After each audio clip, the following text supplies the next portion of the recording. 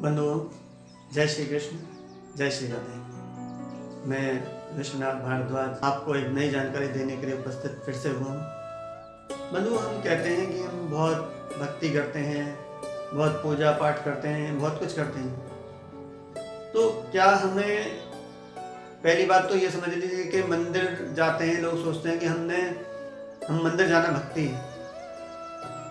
क्या मंदिर जाना भक्ति है क्या?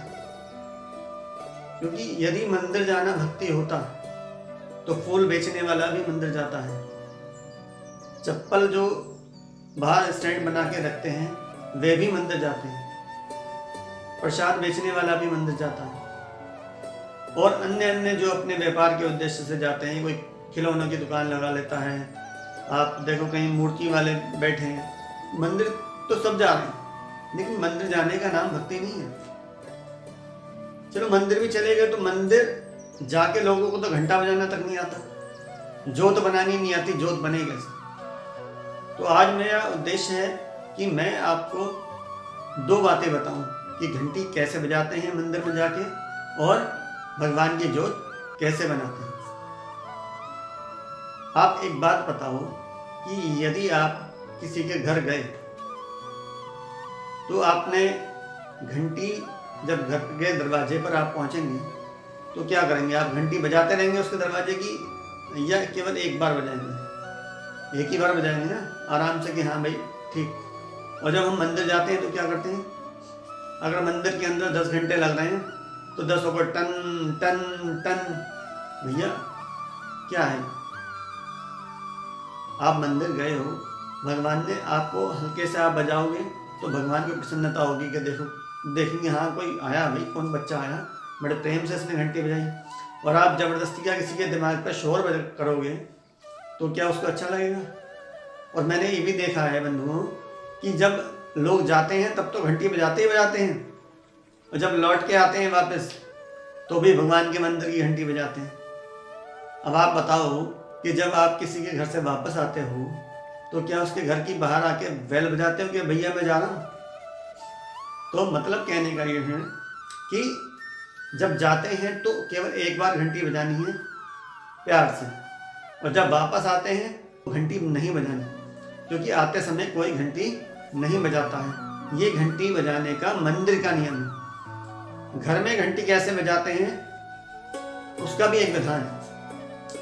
अधिकतर आपने देखा होगा जब हम घर में आरती करते हैं तो आरती करते करते जब हमारी आरती पूरी हो जाती है तो हमने ठीक है मंदिर में आरती की घंटी बजाई, दूसरी घंटी हम कहाँ बजानी चाहिए? हमें जब हमारी आरती समाप्त हो जाती है तो दूसरी घंटी हमें अपनी तिजोरी के पास बजानी चाहिए, फिर तीसरी घंटी हमें रसोई के अंदर जाके बजानी चाहिए, चौथी घंटी हमें दरवाज़ा जो हमारी मेन डोर है उसके अंदर की साइड खड़े होकर बजानी चाहिए, और पांचवी घंटी जो है हमें अपना जो मेन डोर है उसके बाहर खड़ी होकर घंटी बजानी चाहिए। इससे होगा क्या? इससे ये होगा कि हमारे घर में किसी तरह का कोई दोष है, वास्तु दोष हो, कैसा भी वास्तु दोष आपके घर में हो, वो तत्काल प्रभाव से दूर हो जाता है। लेकिन इस नियम को आपको कंटिन्यू करना पड़ेगा। ये नहीं कि आपने सोचा आज बजा दो, दोष दूर हो गया। इसको आप करते रहोगे तो कभी आपके घर में दोष आएगा ही नहीं, और जब दोष नहीं आएगा तो घर में कोई भी किसी तरह का नेगेटिविटी आपके घर में नहीं आएगी। तो पहला विषय ये। दूसरा विषय ये है बंधुओं कि हमें तो भगवान के मंदिर की जोत बनानी तक नहीं आती। जोत बनाती कैसे है? लोग तो आजकल इतने आलसी हो गए हैं कि बाजार से ले आते हैं, रुई बत्ती वाली जोत आती है, लाए और उसकी जोत बना दी, उठाया मंदिर में बिराज दिया। लेकिन ऐसा नहीं करना चाहिए बंधु। जोत बनाने का भी एक नियम है। देखिए ये मेरे पास रुई है, मैं रुई देख के खड़ा हुआ हूँ इसीलिए आपके पास आपको समझाने के लिए।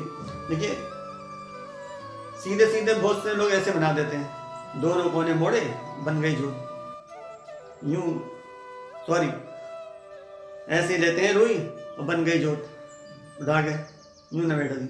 लेकिन जोत बनाने का सही तरीका यह है कि एक कोना इधर से लेके इसको अमेठा जाएगा ऐसे करके,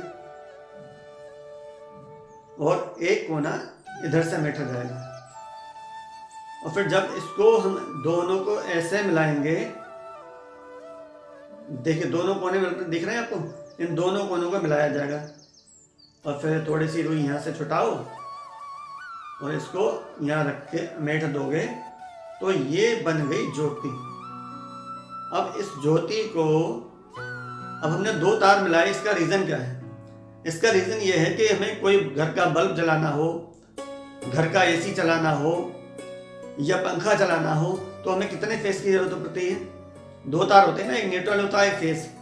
तो इस 2 तार का मतलब ये है कि एक भगवान के मन का तार हो गया और एक हमारे मन का तार हो गया। और जब दोनों तार मिल जाते हैं तो समझ लीजिए कि क्या होता है, हमारे जीवन में प्रकाश आ जाता है। प्रकाश कैसे आ जाता है कि भगवान का मन और हमारे मन में एकीकार हो जाता है, जुड़ जाते हैं। तो ऐसी वाली ज्योत जो होगी, खड़ी ज्योत, ये किसके आगे जलाई जाएगी? जितने भी देवता हैं, भगवान नारायण हो, भगवान शंकर हो, भगवान शिव हो, भगवान गणेश हो, श्री हनुमान जी महाराज हो, सबके आगे जितने भी देवता हैं उनके आगे विधान है खड़ी बत्ती का दिया बनाने का। पीपल देवता हो, तुलसी मैया हो, तो उनके आगे तो हम खड़ी बत्ती का दिया बनाएंगे।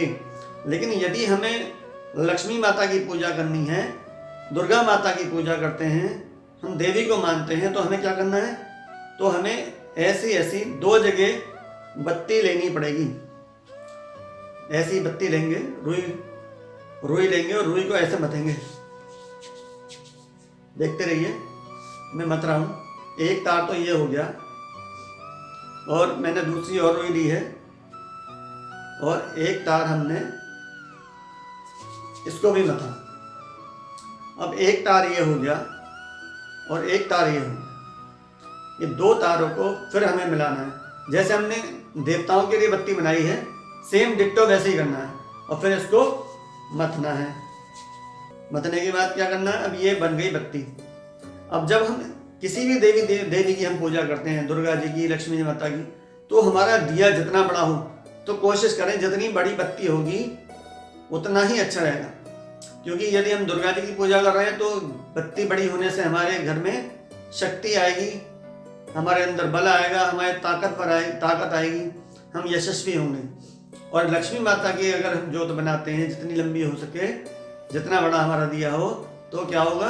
तो हमारे घर में उतनी ही धन संपदा दिन दूनी रात चौगनी बढ़ने लगेगी। ये दिया बनाने का, जोत बत्ती बनाने का नियम है। तो बंधुओं, आज के लिए इतना ही। सभी का बहुत बहुत धन्यवाद। जय श्री कृष्ण, जय श्री राधे।